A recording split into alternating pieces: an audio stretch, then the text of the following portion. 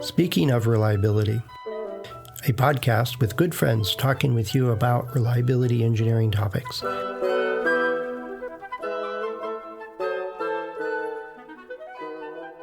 Welcome to Speaking of Reliability. This is Fred Schenkelberg. And this is Dianna. This was one of those many cases, Dianna, where we're talking about something. I was like, oh, we got to hit record. Sorry about that. Yeah, no, we'd backtrack a little bit. What are we talking about? The concept of design justice, you were just explaining that a little bit. Why don't you bring our listeners up, because they weren't, well, I don't know. Maybe they were eavesdropping on our Skype call here. But so what was this concept of design justice you ran into? This was introduced to me when I went to an ASME conference in Washington, D.C. over the summer. And I went to a design theory methodology tracks, and a couple of the big presentations there had to do with design justice.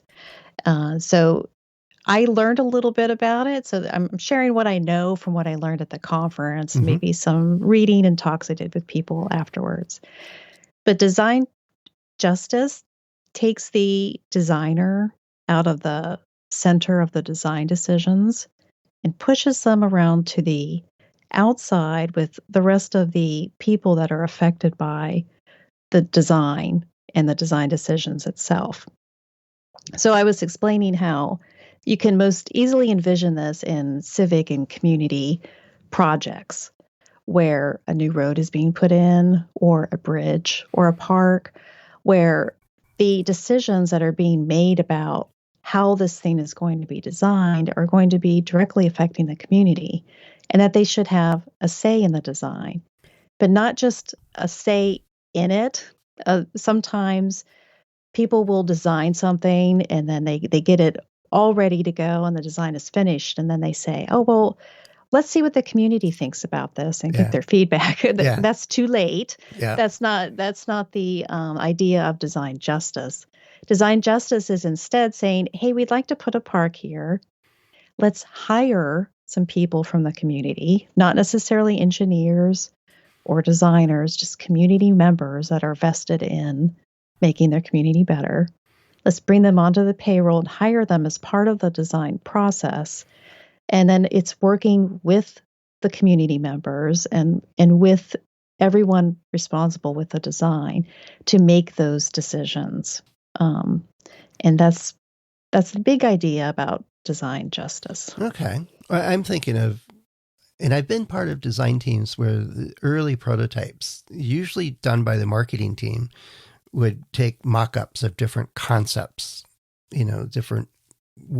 For example, a game controller, and it had a pistol grip. It had the PlayStation type grip or holders. It had different kind of trigger mechanisms. It had different shapes. And they just, between the industrial designer and the marketing team, they came up with like 5 or 6 different things that they weren't functional yet. Yet they had the shape and forms and some buttons on it and stuff like that. And they would bring in a bunch of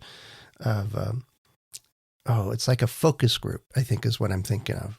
And they would give reactions and they'd measure which one did they touch first, which one did they comment on, things like that, and use it as a way to inform what concepts they would go forward with and go forward. But you're saying even more so is like, we want to build a park, and instead of, remember there's a famous park architect that did Central Park, and he built it as a way to cause a change in how the community interacted with that space. Mm-hmm. I don't think they asked anybody. They went and said, we're designing this. It's more like an Apple design. We're making this and you will like it. Whereas the focus group is a way to get some feedback, some interactions, some of that subconscious sense of things like that.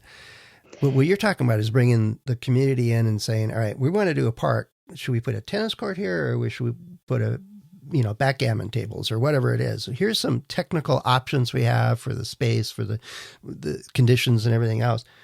What would work for the community? And then these paid people have to go figure out and talk to their neighbors and say, well, here's options we got. And what are we going to do?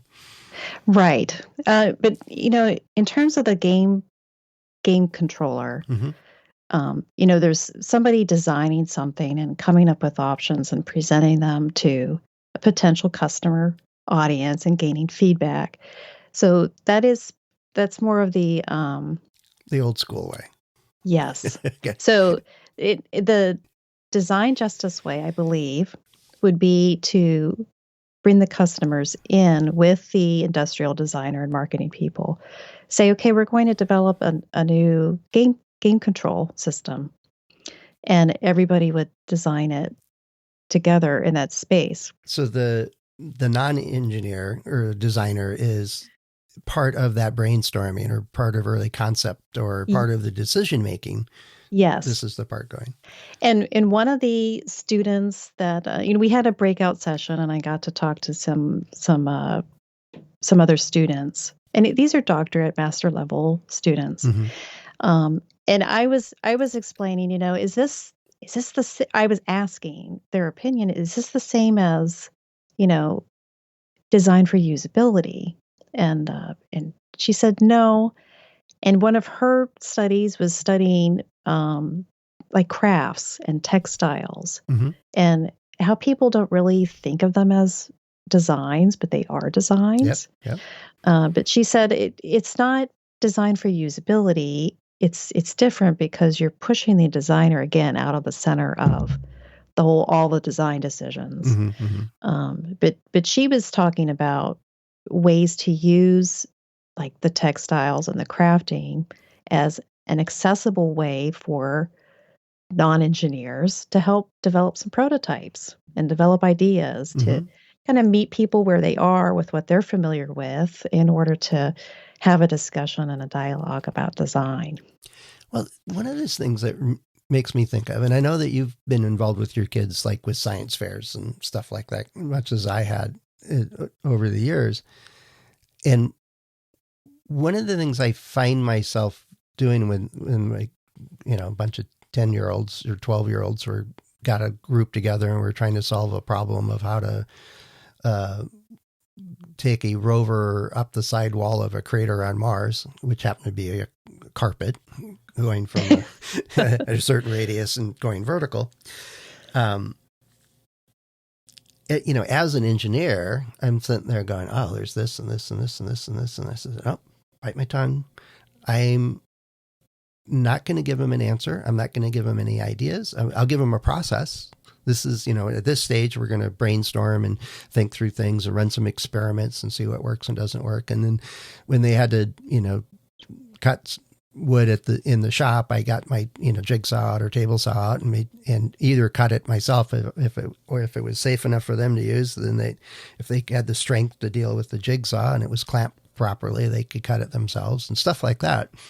I didn't let them do soldering. They had a motor and a battery, so they wanted it connected, and they put Scotch tape on it. And I said, you might want to solder that. Let's, when they finalized their design, I was more a technical advisor in overseeing safety, essentially, a little bit of process. And they were as much the designer than I mean, I certainly could design a gadget that would try to do something like this, yet the idea of the science fair was that it was for the kids to go through that process. How did their ideas line up with yours? Were they different than what you were thinking? Totally different. Yeah. In the very first one we went to is this crater that happened to be just carpet. One of the kids in our group we're all the kids that are in this competition were all in this big auditorium, and we're getting a first look at the challenge and all this other stuff. And one of the kids grabbed my daughter's, who was, 2 years old at the time, her shoe, which had Velcro straps on it, and ran up there and stuck the Velcro shoe to the carpet.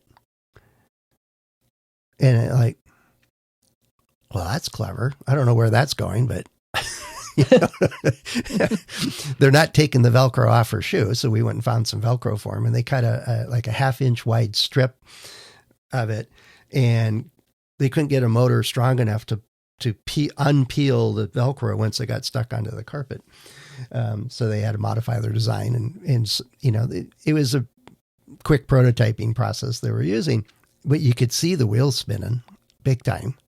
It's capturing that. Even though I don't know what to do, if I understand the problem, I can contribute to solve that. I think is what design justice is about.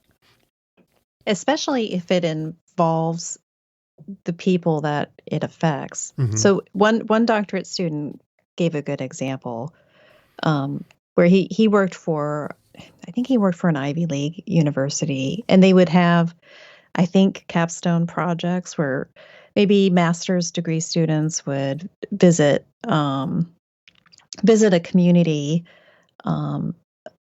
in Europe or in Africa. I'm not exactly sure where, but they would visit it. They would have a problem. They would engineer a solution, and then they would leave. And one of the times the student went back, one of the elders of the community, an old man, said, "You guys are back again. You're here to just, we have a problem, and you're going to be doing some stuff or solving some sort of problem. Be something clever, and then you leave, and then we're just stuck with it." So there was a sense of designs being like done to them or for them instead of with them, and that it takes a lot of intention to practice design justice. So it is easier to see in the community sense, but you can see it translating to things that we make in manufacturing and industry too. The classic story of that. I'm working with the manufacturing group in Singapore that was contracting out to teams in Malaysia and Indonesia and so on, and different factories that we dealt with. But we had a company, part of HP was in Singapore, and we were working with them, and they were our liaisons to all these other factories. And one of the products that was coming through is a circuit board we're making, had a connector that was straight through a hole, and it would float in the wave soldering. So anybody that's done soldering and made circuit boards, is a technique to attach through hole parts. And through hole means that the leads, the metal connectors, go through a hole in the board. And some of them have clips and some have latches and stuff like that, but those are expensive. In trying to make a inexpensive part, the designer decided to use one that doesn't connect or latch or do anything like that to the board. It just has these holes. Think of it as little wires going through a big hole, and the intention is to do like 1,000 an hour and fill them up with solder, and they get attached. Well, solder is pretty viscous. Mm-hmm. And so it would float this wave of solder, this mass of solder would touch the bottom of the board, and the connector would kick up.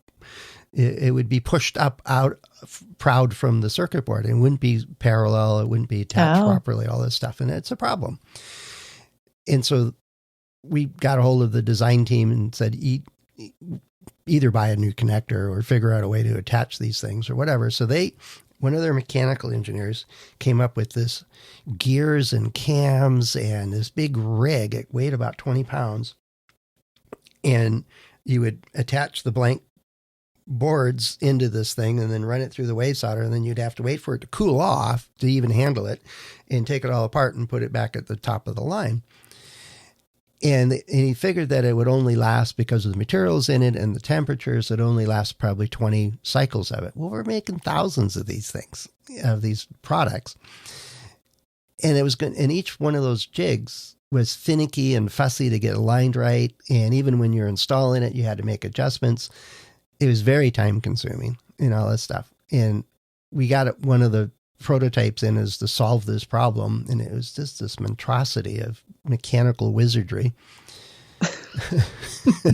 I'm picturing it. I think Rube Goldberg comes to mind. It definitely does. And one of the techs on the production line, he looked at it and he went, in Singapore, they never say no. It's kind of a trait. It's like, do you have time to talk right now? And they'll go, maybe, and which means hell no. That's like my mother-in-law. Yeah, very polite. With the grandkids, yeah. Yeah, very polite, very but and so anyway, he says, I got an idea. And the next morning he came back with these high temperature fabric bean bags with ceramic filled like pie weights, right? Little ceramic beads inside this high temperature fabric. And he made, I don't know, he had like a dozen of them that he got made that night. And they cost about 10 cents each. And he said, all you need to do is drop this little sandbag on the connector, and that's enough to hold it in to counter the forces of the solder pushing it up. And it worked beautifully. And then you just drop it on. It was no finicky anything. You just plop. And at the end of the line, they had a pair of tongs. They'd pick them up and put them in a bin and carry them to the other. And they could make 1,000 of them for the price of one jig of this other mechanical engineer solution to it. And I was like, there's a lot of brilliance out there. You just got to listen. And I think that's the heart of this design justice thing. Is like, if we understand the problem, and each of us understand it in a different way, is that then we have a whole raft of different possible solutions. Yet what that tech came up with was so elegant, so simple, so inexpensive, and flexible. It wasn't limited to just this circuit board. Anytime we had connectors like that, I wish we would have gave them a kickback on how much it saved, because they ended up going with non-latching or non-connecting or not hold downs on these other connectors. And they went to a cheaper brand, and then they just put sandbags on them all. It probably saved us, I don't know how many thousands and thousands of dollars over the year. And it was quick. It was easy. It was easy to explain. It fit within the manufacturing process elegantly. It was just eye-opening. It's like, the last time I'm going to go talk to the experts. So there's a bit of, you talked about working with the kids on a design project that you managed the design process, and then helped them figure out how to implement some of their ideas, or if they could, right? Like with the Velcro on the shoe. Well, I did. I wasn't involved with the Velcro at all. That one they came up with, and then they tried to use it as wide as the strap was, and it was stuck too much. I didn't say anything then. And it was like, so what can you do to make that easier to move with that motor that you have? It was like, well, we can get a bigger motor, and we get this, we get that. And so they ran off and came up with a bunch of ideas, ran experiments, and kind of narrowed it down to something that would work. And that's the hard part as somebody that, an engineer, just biting my tongue. Like, no, that's the process, is for you to find the failures and find what doesn't work. And that's hard to do. So I imagine that's a barrier for some designers that really love being the center of attention. But you also knew that, you could source a piece of Velcro that would work for them for the idea. Yep. Or with the soldering, they use tape, but you knew that the method would be better if it would be stronger if they did something different, which was beyond their capability, but that you could help with. Yeah, and I think that's the designer's role when they're not the center of it, is these are the possibilities. These materials will degrade in the sun, so let's avoid those. It's a nice idea, yet we also know that you have to replace it every year. Is that what we really want to do? It adds this to the cost or stuff like that. It's kind of the technical know-how is as an advisor, as opposed to a decision maker. And they didn't have to do soldering. I mean, they ended up with, well, what other ways can you do this? Well, we could put clips on it. We could use a better tape. We could, well, do you know about soldering? And I showed them what it looked like. And, oh, that looks good. And they said, well, that has less weight. That'll hold on. Stuff like that. I was talking to someone. I met someone recently, and it happened. We ended up talking about Broadway shows and stage design. And their friend owns one of the handful of businesses that create all the sets for the Broadway shows. Oh, wow. And the artists like working with her, she thinks, because her friend takes a can-do, yes and approach. So they'll approach her. Well, I'd like to have the dancer dancing on a rotating stage here, and then I want them to jump over here to this other stage, which is rotating, which sounds really complicated and dangerous. And she won't, she won't say no, but she'll say okay, and she'll ask questions. I think I understand what you want to do. When they jump, if we don't do this sort of engineering fix to it, then it's going to look like the dancer's jerking when they land on the other one. So we have to have the timing just right. Or they want a different set to move in this way. And well, what is it you're really trying to get to? And so she provides that kind of a design process. And then what are we capable of doing, or what are some of the options, and what are some of the limitations of those options? And then let's make a decision together about what to do about it. Yeah. No, those were interesting stories to hear too. Oh, you brought me back to one set I saw. It was like a one-room apartment, and it was above the stage about 15 feet, and it tumbled. I mean, it kind of rotated in a couple different axes. And I was like, how in the world do they do that? And these actors are like, not gymnasts, but they're, the bed's on the side of the wall for one scene, and they're in it, and they're moving along with the walls as they're moving, and you get a different set of windows view into this. It was really absolutely engineering marvel. But from the play's point of view, is that at one point you're looking into it from the door from the hallway and kind of seeing what's going on, and another time you're seeing it from the stoop window, and another time you're looking down on it from the roof, and bits and pieces would move out of the way, and then yet the actors were in it while it's moving. Like, oh my God. I was fascinated by the mechanics of it, how they did that. But the storytelling was just enabled by somebody like that person you're talking to, is how they go about creating stuff like that. Right. Yeah. It's not, sometimes it's complicated. And I wonder if they get the actors involved in some of those design decisions. Can you imagine an actor walking up on it and going, no way am I getting on that? Are you crazy? Yeah, no, you got to be a bit of a thrill seeker to be an actor on some stages. I'm quite sure. I'm thinking of Cirque du Soleil. That there's a bunch of daredevils in that cast.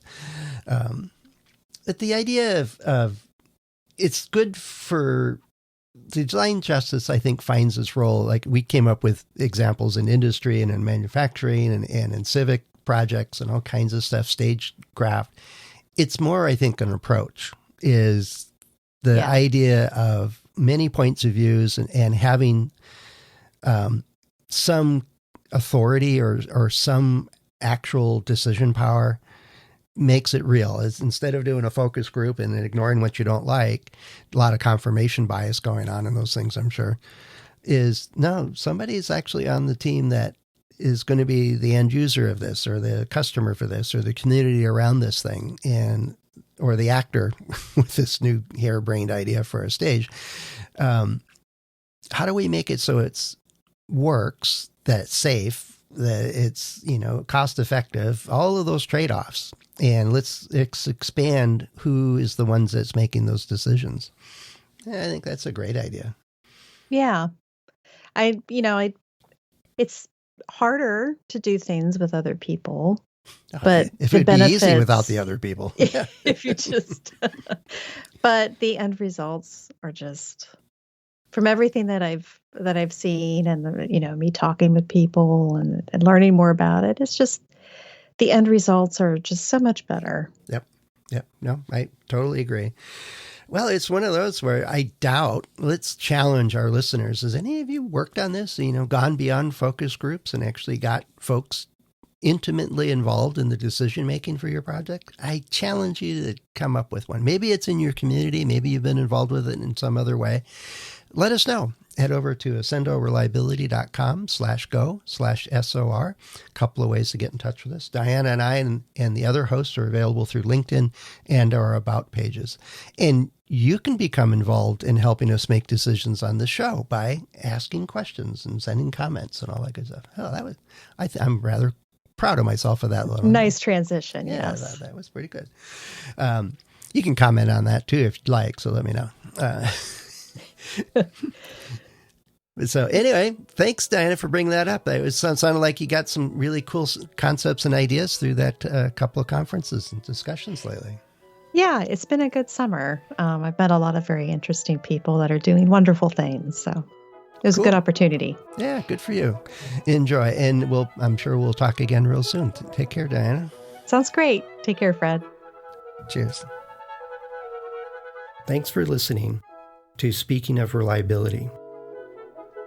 We invite you to join the conversation.